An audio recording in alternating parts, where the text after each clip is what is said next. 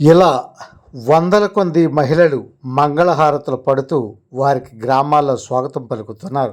ఇప్పుడు మీరు చూస్తున్న దృశ్యం మాకూరపాలెం మండలం పాపయ్యపాలెం గ్రామంలో మహిళలంతా చేరి ఇలా దీపాలు పట్టుకుంటూ వారికి హారతులు మంగళహారతులు ఇస్తూ ఎమ్మెల్యేని ఘనంగా సత్కరించారు.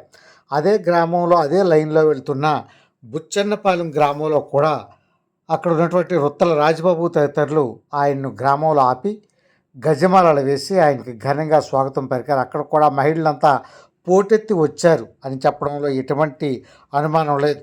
ఈ గ్రామంలో కార్యక్రమం అయిన వెంటనే పాపయ్యపాలెంలో బహిరంగ సభలో ఎమ్మెల్యే మాట్లాడారు. అక్కడ కార్యక్రమానికి సంబంధించి ఎర్ర లోవరాజు, పైలే సత్యబాబు, ఇసంశెట్టి శ్రీను తదితరులు పాల్గొన్నారు. మండల నాయకులు కూడా హాజరయ్యారు. రుత్తల ఎర్రపాత్రతో పాటు రుత్తల సత్యనారాయణ, వాసు, అదేవిధంగా బంకునాయుడు, గిడుతూరు నుండి విశాఖ డైరీ బ్యాంక్ డైరెక్టర్ తదితరులు కూడా ఈ కార్యక్రమంలో పాల్గొన్నారు. ఎవరికి రాలే ఇంకో అంటే ఈ విధంగా 2014 ఎన్నికల్లో 600 హామీలు ఇచ్చి మరి 10% కూడా చేయలేదు.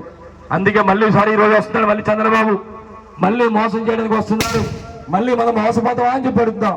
దయచేసి మీ అందరూ కూడా మోసపోకూడదని చెప్పి సందర్భంగా తెలియపరచడం జరుగుతుంది. కానీ మన జగనన్న 2000 సంబంధం లేకుండా మీకేం కావాలో రాసుకొని సచివాలయంలో అప్లోడ్ చేశారు. నేరుగా గౌరవ ముఖ్యమంత్రి గారు బటన్ నొక్కితే ఎన్నో సంక్షేమ పథకాలు వచ్చాయి. ఇలాగా ముఖ్యంగా వాలంటీర్ల గురించి మాకంటే ఎందుకంటే ఆనాడు కరోనా టైంలో కూడా తమ ప్రాణాలు సైతం లెక్క చేయకుండా వాలంటీర్ అంతా కూడా ఎన్నో సేవా కార్యక్రమం చేశారు. కనుకనే మరి జగనన్న మొన్న ఒక మాట చెప్పారు, రేపు మీ అందరి తల్లికి ఆశిస్తున్న ముఖ్యమంత్రి అయినట్టునే మొట్టమొదటి సంతకం మరి ఏదైతే వాలంటీర్ వస్తుందో దాన్ని పెట్టి మళ్ళీ మీ అందరూ కూడా సేవ చేసే కార్యక్రమం చేస్తారని కూడా మొన్న చెప్పడం జరిగింది. ఈ విధంగా ఎన్నో సంక్షేమ పథకాలు పెట్టారు.